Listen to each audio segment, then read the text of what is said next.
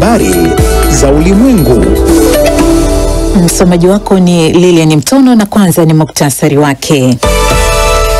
Viongozi wa ulimwengu na maelfu ya watu wamzika kiongozi wa kanisa Katoliki ulimwenguni Papa Francis. Jamhuri ya Kidemokrasia ya Kongo na Rwanda wakubaliana kuandaa rasimu ya makubaliano ya amani ifikapo Mei 2. Na Rais Donald Trump akutana na Rais Volodymyr Zelensky kwa mazungumzo ya ana kwa ana huko Vatican.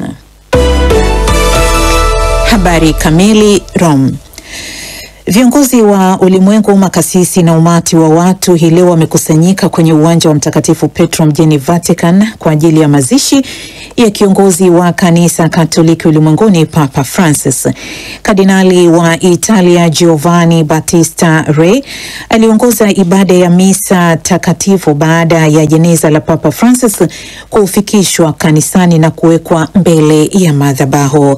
Re amemwelezea Papa Francis kama papa wa watu, mwenye moyo safi na aliyependa kushirikiana na jamii iliyotengwa, kuwasiliana moja kwa moja na watu binafsi na aliyekuwa na shauku ya kuwa karibu na kila mtu na hasa waliokuwa na shida.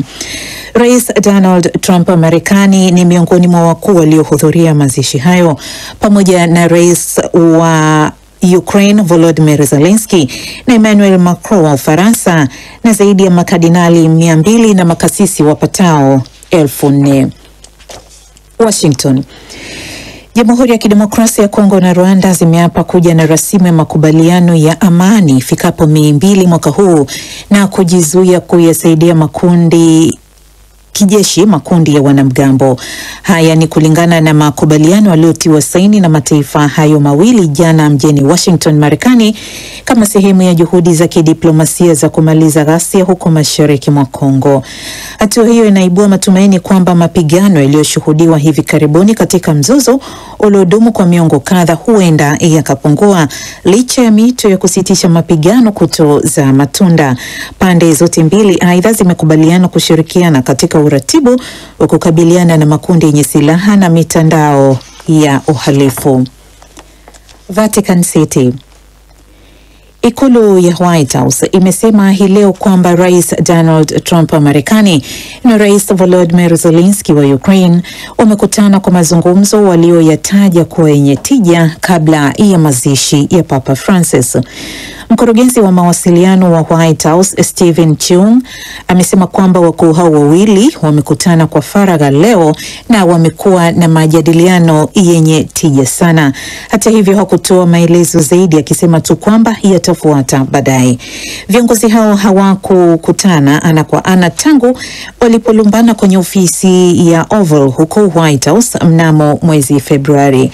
Trump anashinikiza kupatikana kwa makubaliano ya amani nchini Ukraine na jana Ijumaa alisema wanakaribia kuafikiana baada ya mazungumzo kati ya mjumbe maalum wa Marekani Stephen Witkoff na Rais wa Urusi Vladimir Putin mjini Moscow. Ni taarifa ya habari za ulimwengu inayokujia kupitia idhaa ya Kiswahili ya DW mjini Bonn. Cairo. Kundi la wanamgambo la Hamas limesema liko tayari kwa makubaliano ya kumaliza vita vya Gaza itakayojumuisha kuachiliwa mara moja kwa mateka wote waliosalia na kusitishwa kwa uhasama uliodumu kwa miaka 5. Afisa wa kundi hilo la Kipalestina ameliambia shirika la habari la AFP lakini kwa sharti la kutotambulishwa kwamba ameliambia shirika la habari la AFP lakini kwa sharti la kutotambulishwa wakati ujumbe wa kundi la Hamas ukijiandaa kukutana na wapatanishi mjini Cairo baadaye leo. Aprili 17, Hamas ambayo inapinga makubaliano ya kusitisha mapigano kwenye baadhi ya maeneo ilikataa pendekezo la Israel lililojumuisha usitishwaji wa vita kwa siku 45 ili mateka wote walio hai warejeshwe. Kundi hilo mara kwa mara limekuwa likidai kwamba makubaliano ya usuluhishi lazima yamalize vita, Israel iondoke kikamilifu kwenye ukanda wa Gaza, kubadilishana wafungwa na misaada ya kiutu kuingizwa mara moja kwenye eneo hilo lililokumbwa na vita. Na hatimaye Muscat. Duru ya tatu ya mazungumzo ya nyuklia kati ya Iran na Marekani huenda ikarefushwa, taarifa zimesema mapema leo wakati wapatanishi wakikutana huko Oman. Shirika la habari la serikali ya Iran IRNA limeripoti kwa kuzingatia kwamba mazungumzo hayo yameingia katika awamu ya majadiliano ya kiufundi, kitaalamu na uchunguzi, kuna wasiwasi kwamba yanaweza kurefushwa ikiwa watalazimika kufanya hivyo. Waziri wa mambo ya nje wa Iran Abbas Araghchi na mjumbe maalum wa Marekani wanaoongoza mazungumzo hayo pia hawakuwa tayari kuzungumzia chochote juu ya majadiliano hayo. Na huo, msikilizaji, ndio mwisho wa taarifa ya habari za ulimwengu iliyokujia kwako kupitia idhaa ya Kiswahili ya DW Bonn. Na msikilizaji, mchana huu asante Lilian Mtono. Mchana huu tunajikita huko Vatican ambako kunafanyika mazishi ya Papa Francis. Ukiachilia mbali ripoti tulizokuandalia, tuna mahojiano ya moja kwa moja pia kutoka huko. Kuna mjadala wa maoni kuhusu Papa huyu anayeakisi alama ya watu wema duniani. Tukianza na ripoti ya moja kwa moja ambapo viongozi wa dunia waumini wa Kikatoliki wanahudhuria mazishi ya kiongozi wa kanisa Katoliki duniani Papa Francis katika uwanja wa Mtakatifu Petro. Licha ya uwepo wa marais wakuu wa nchi, mazishi ya Papa Francis yamehudhuriwa pia na raia wa kawaida, wafungwa na wahamiaji ambao walisindikiza mwili wake hadi kwenye kanisa ambako atazikwa hii leo. Zaidi yupo studioni hapa Bakari Ubena.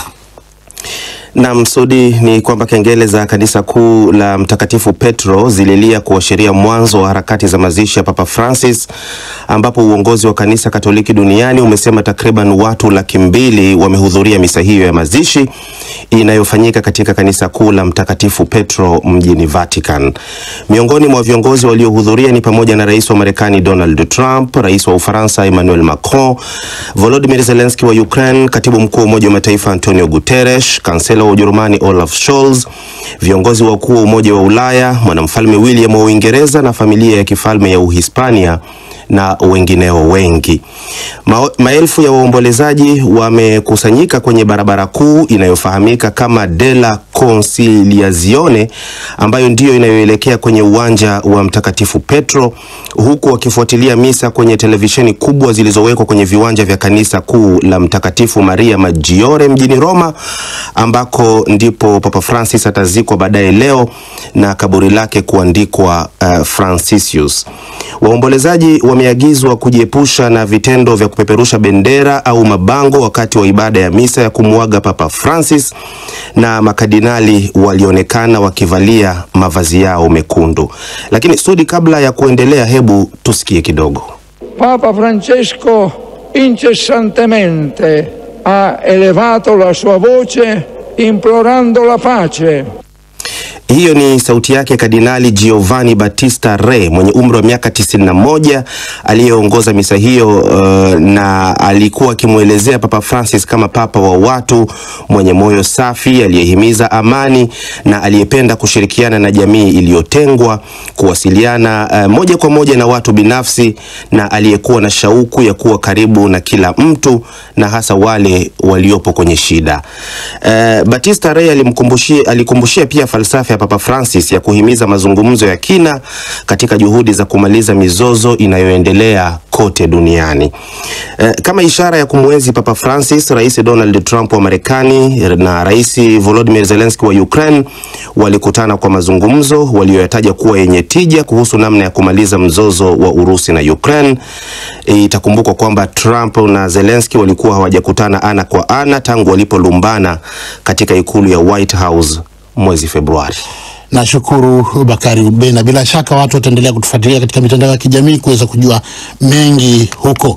Tukisalia hapo hapo katika mazishi ya Papa Francis, Bakari, muda mfupi uliopita nimezungumza na Padri Innocent Miku, misionari huyu kutoka shirika la Damu Takatifu ya Yesu aliyoko mjini Vatican. Nilimuuliza ibada hii ya mazishi ya Papa itachukua muda gani kwa sababu inaendelea hivi sasa.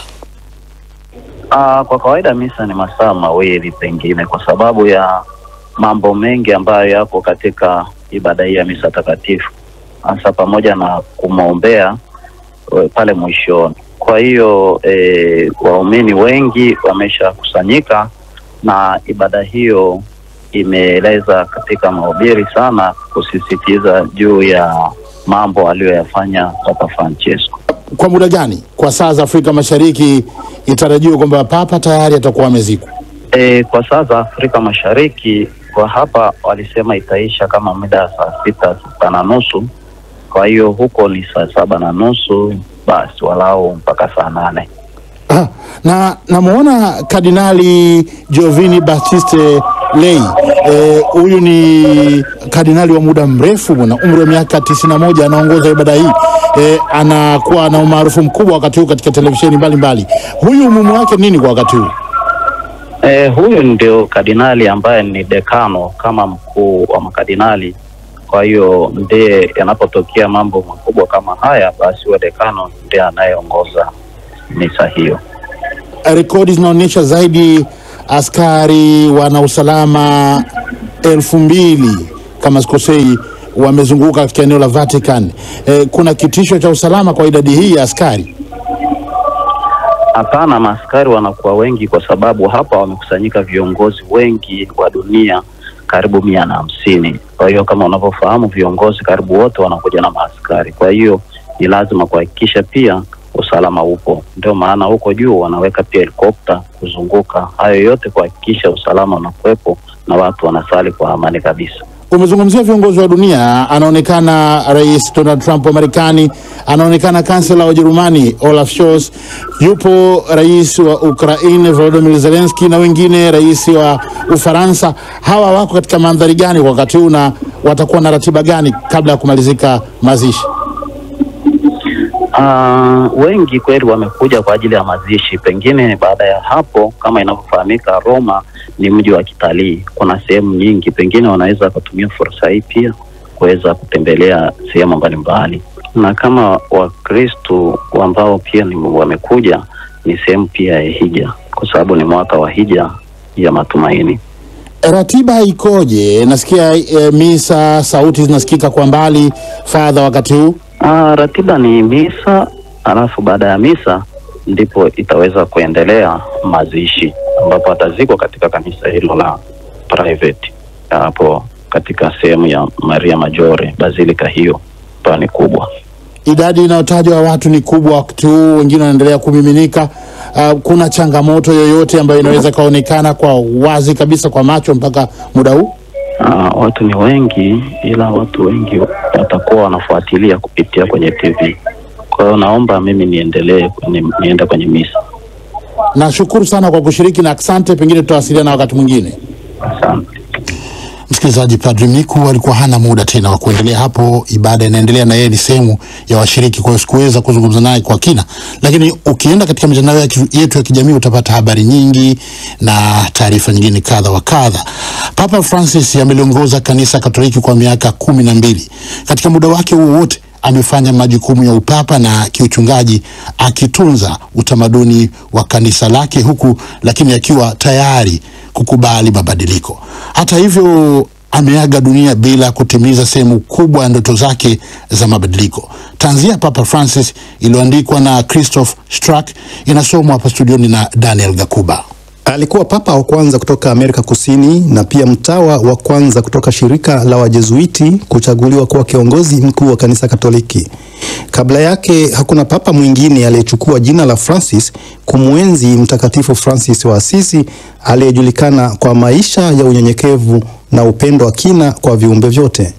Kwa kuchagua jina hilo, Papa Francis hakupenda atambuliwe kwa ukuu wa makao makuu ya Vatican wala ofisi ya mkuu wa kanisa na dola kwa wakati mmoja. Jina lake la kuzaliwa ni Jorge Mario Bergoglio na alichaguliwa na jopo la makardinali kuwa papa mwaka 2013. Hakuna kiongozi yeyote wa kanisa Katoliki kabla yake aliyekuwa mtetezi wa wakimbizi na maskini kama yeye, lakini pia alijulikana kwa msimamo wake wa kupigania ulinzi wa mazingira katika mapambano dhidi ya mabadiliko ya tabia nchi. Kabla ya kuchaguliwa kuwa papa Machi 2013, Bergoglio alizungumza katika mkutano maalum wa makardinali ambako hali ya kanisa Katoliki ilijadiliwa. Katika hotuba yake ambayo baadaye ilikuja kuelezwa kuwa yenye hisia kali, alipigia debe uhuru na uthubutu wa kuzungumza wazi wazi katika kanisa kwa hoja kwamba kanisa Katoliki liache kuzunguka tu mahali pamoja bila kusonga mbele. Tangu mwanzoni hadi mwisho, Francis alijitaja kama mtu aliyetokea kwenye mwisho wa dunia, aliwanyoshea mkono watu wa matabaka ya pembezoni. Haya yote yaliendana na mtazamo wake wa kukataa kujikweza. Kinyume na watangulizi wake, yeye hakuishi katika kile kijulikanacho kama kasri la kitume ambalo linaonekana kutokea uwanja wa Mtakatifu Petro. Badala yake, katika kipindi chote cha uongozi wake, aliishi katika nyumba yenye vyumba viwili iliyotengwa kwa ajili ya wageni mjini Vatican, na alikula chakula pamoja na wafanyakazi na hata wageni. Mara kwa mara Papa Francis alisikika akipinga ubepari na utandawazi, hasa kwa hotuba zake za kisiasa mnamo miaka ya mwanzo ya uongozi wake. Mbele ya bunge la Ulaya mwaka 2014 alikemea tabia ya kula na kusaza na matumizi ya kupitiliza. Mbele ya bunge la Marekani na katika Umoja wa Mataifa mwaka 2015 alimulika madhila ya wahamiaji na mzozo wa wakimbizi.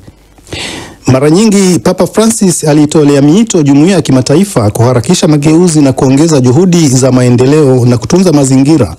Katika waraka wake wa kitume maarufu kama Laudato Si au Sifa Zimwendee wa mwaka 2015, masuala hayo yalitiliwa mkazo. Somo lake katika waraka huo la kutunza kazi ya Mungu ya uumbaji lilionekana kama hukumu ya kisiasa ambayo ilianguka katika masikio ya viziwi.